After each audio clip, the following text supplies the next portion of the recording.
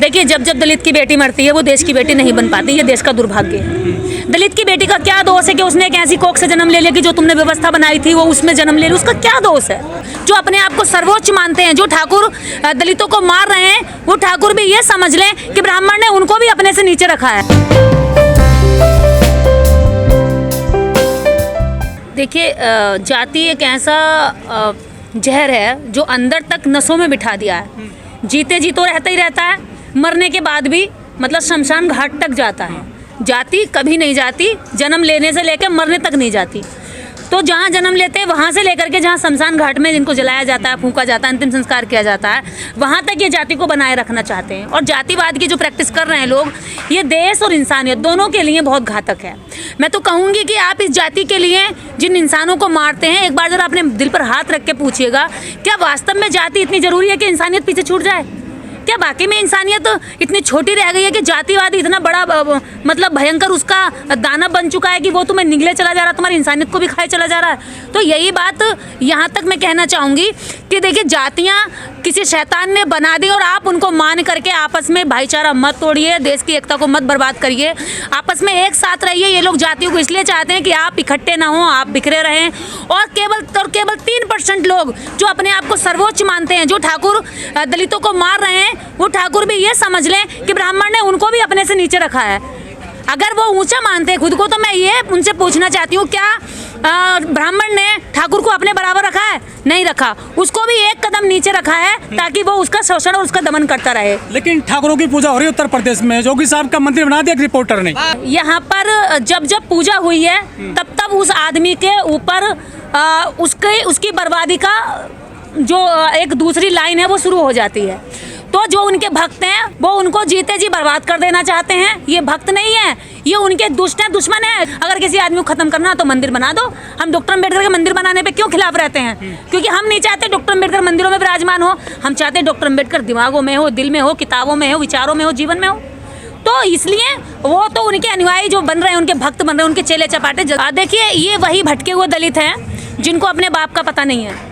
और जिस दिन इन्हें अपने बाप का पता चल गया ना, और वह हम बताने के लिए जब जाते हैं तो ये कहते हैं बताओ मत, इन्हें भ्रम में रहने दो, इन्हें ये पता रहने दो कि यही मेरा पिताजी है, यही मेरा बाप है, यही मेरा अब्बा है, यही मेरा खुदा है। लेकिन जैसे ही आप कहेंगे कि ये नहीं है, तेरा असली बाप ये है जिसने तेरे लिए दर्द सहा, जिसने तेरे लिए समस्याएं झेली, जिसने तेरे लिए भूखा जा, जिसने तेरे लिए लाठी खाई, जिसने तेरे लिए आंदोलन कर करके इन दरिंदों से, इन हकमार लोगों से रात दिन झगड़ा किया, भूखा रहा, अपने बच्चों की और अपनी बीवी तक को कम उम्र में खो दिया, अपने जीवन में पूरा संघर्ष किया। जिस दिन ये पता चल जाएगा वो उनको नकली को छोड़ करके असली के पास चला जाएगा। इसलिए ये डॉक्टर अम्बेडकर को दबाने का काम करते हैं। इसलिए दलितों को कहते हैं कि आप पूजा करो और खुश रहो, मगन रहो, कमाओ धमाओ, मेहनत करो, अपनी गांठ का रुपया भी मंदिरों में चढ़ा दो, पुजारियों को दे दो, और तुम्हारे पास तुम्हारे बच्चों को पढ़ाने के लिए चाहे कुछ भी ना हो, भूखे मर जाओ, नंगे रह जाओ, बच्चे पढ़े ना पढ़े, लेकिन हमें दे जाओ। तो ये मंदिरों का सिस्टम है। बाबा साहब का संकल्प दिवस है आज, क्या कुछ संकल्प लेंगे दलित? हाँ बिल्कुल, आज ये सारे जितने भी लोग यहाँ से आए हैं, केवल दलित नहीं है यहाँ पर, यहाँ SC के, OBC के, माइनॉरिटी के, हर वर्ग के लोग यहाँ पर इकट्ठा हुए हैं। और ये सभी यहाँ से संकल्प लेकर जा रहे हैं कि बाबा साहब डॉक्टर अम्बेडकर का जो मिशन था, जो हक वंचित लोग थे, जिनको हक हमेशा से मारे गए, उन लोगों को सत्ता में भागीदारी मिले। और उसी के लिए यहाँ पर सत्ता में लेकर के शक्ति के सारे संसाधनों पर इनकी हकमारी की गई है, उनमें इनका जो भाग है, जो इनकी भागीदारी है, वो सुनिश्चित कराने के लिए यहाँ पर ये संकल्प लिया गया है। और मुझे उम्मीद है, पूरा विश्वास है कि इस संकल्प में हम सारे अम्बेडकरवादी, सारे लोहियावादी, सारे समाजवादी, सारे बहुजनवादी इसमें सफल होंगे, और सारे जितने मुस्लिम भाई हैं इसमें सारा हमारा साथ दे रहे हैं। लेकिन मुस्लिमों ने अत्याचार किया लखीमपुर में बहनों पर। देखिए, वो दो पागल सरफिरे अगर कहीं पर गलती करते हैं तो मैं ये नहीं कहती कि पूरे मुस्लिम समाज को बर्बाद करो आप। क्यों?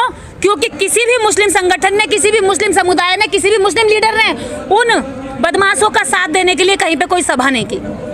लेकिन यहाँ के लिए भी कोई मुस्लिम आगे नहीं आया। क्यों नहीं आया? नहीं, अखिलेश यादव नहीं आया। मैं अखिलेश यादव का नाम क्यों लूँ? वो एक राजनीतिक आदमी है, मैं एक सामाजिक आदमी, और सामाजिक होने के नाते मैं सीधा कह रही हूँ, क्या अखिलेश यादव मुस्लिमों के नेता है? क्या वो मुस्लिम है? अगर यादव एक बदमाशी करता है तो सारे यादव उसके विरोध में खड़े होते हैं, उसके साथ खड़े नहीं होते। और अगर मुस्लिम अगर बदमाशी करता है तो सारे मुस्लिम उसके विरोध में लिखते हैं। हजारों मुस्लिमों ने मेरे अकाउंट पर लिखा है कि बहन जी इसके खिलाफ सख्त कार्रवाई होनी चाहिए। और पहली मांग मुसलमानों ने करी, उसको फांसी होनी चाहिए। तब हम लोगों ने फांसी की बात की है और सारे लोगों ने फांसी की मांग की है। तो जितना भी ये करते हैं, मुस्लिम करते हैं जब भी, तो मुस्लिम उनका साथ नहीं देते, उनके खिलाफ खड़े होते हैं। तो वो अपराधी नहीं है।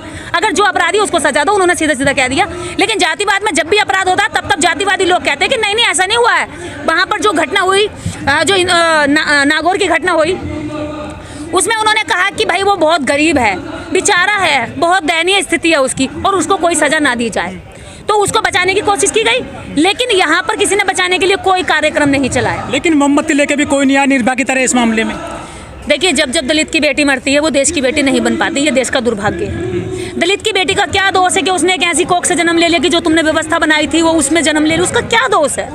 उसने क्या गुनाह किया? वो तो वैसे ही पैदा हुई थी, उसे क्या पता था कि वो ऐसी माँ की कोख से जन्म ले रही है जिसको आपने जातिवाद के नीचे दबा करके रखा था? वो तो वैसी पली बड़ी थी। लेकिन यहाँ जब जब दलित की बेटी पर अत्याचार होता है वो दलित की रह जाती है, देश की बेटी नहीं हो पाती। लेकिन दलित तो सबके लिए मोमबत्ती जलाते हैं, भीड़ों में चल देते हैं, सर्वजन की बात करते हैं, क्योंकि वो अम्बेडकरवाद को मानते हैं, क्योंकि वो संविधान को मानते हैं, क्योंकि वो इंसानियत को मानते हैं। वो आपका दर्द भी इतना ही समझते हैं जितना अपने दिल में दर्द होता है। वो आपके शरीर पर लगी खुरेचों के दर्द भी खुद पर महसूस करते हैं कि हाँ भाई इसको भी दर्द हुआ होगा, क्योंकि ऐसा दर्द मुझे भी होता है। तो वो इसलिए सबके साथ खड़े होते हैं। और लगातार कॉल आ रही है और कॉल में वो लगातार कह रहे हैं कि हम तुम्हें मार देंगे और तुम इन लोगों को जगाना बंद कर दो। अगर तुमने ये अपनी आवाज़ बंद नहीं करी तो हम तुम्हें जान से मार देंगे। वो कौन आदमी है?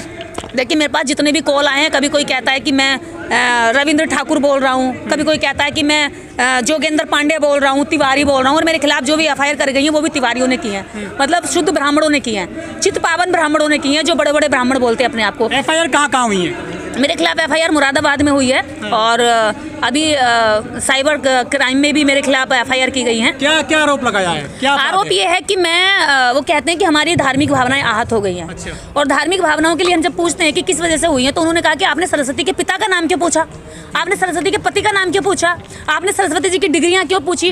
तो अब मेरे को ये समझ में नहीं आ रहा कि ये धार्मिक भावनाएं आहत कैसे हो सकती हैं। आप मेरी डिग्री पूछ लीजिए, मेरी भावनाएं आहत नहीं होंगी। आप मेरे पति का नाम पूछ लीजिए, आप मेरे पिता का नाम पूछ लीजिए, मेरी भावनाएं आहत नहीं होंगी। जिन्होंने आपको धमकी दिया उन्होंने आपने कोई एफआईआर दर्ज करा उनके खिलाफ? हम लोग एफआईआर दर्ज करा रहे हैं। अभी मैं कल भी प्रोग्राम में थी, कल इसकी कार्रवाई कराएंगे हम लोग। हालांकि हमने इंटरनेट पर डाल दिया है उसको, पुलिस को टैग करके। लेकिन बात यह है कि जब वो कराते हैं हमारे खिलाफ तो तुरंत पुलिस एक्टिव हो जाती है, लेकिन जब हम उनके खिलाफ कराते हैं तो पुलिस इसके लिए एक्टिव नहीं होती है। पुलिस मतलब सिस्टम में उनका साथ देती है और इस सिस्टम में हमारा साथ देने की बजाय हमारे खिलाफ में ढूंढती है कि कमजोरी कहाँ है। इनसिक्योरिटी फील कर रहे हैं अभी आजकल?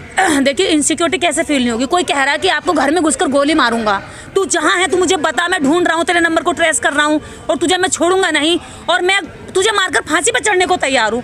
जो इस दीवानगी तक कह रहा है कि मैं फांसी पर चढ़ने को तैयार हूँ, ये भी जानता है कि इसका परिणाम क्या होने वाला है, तो वो मारने के इरादे से कह रहा है। और वो साफ साफ उसकी भाषा में आप देख रख सकते हैं। एक हमने ऑडियो रिकॉर्डिंग की भी है, हजारों आती है, लेकिन एक हमने रिकॉर्डिंग करके डाली भी ताकि पुलिस के पास एविडेंस दे सके हम कि हमें इस तरह की धमकियाँ आती हैं। ऐसा नहीं है कि हम यूँ ही बोल रहे हैं, हमारे पास दिन भर बहुत सारे कॉल और मैसेज के जरिए आती हैं।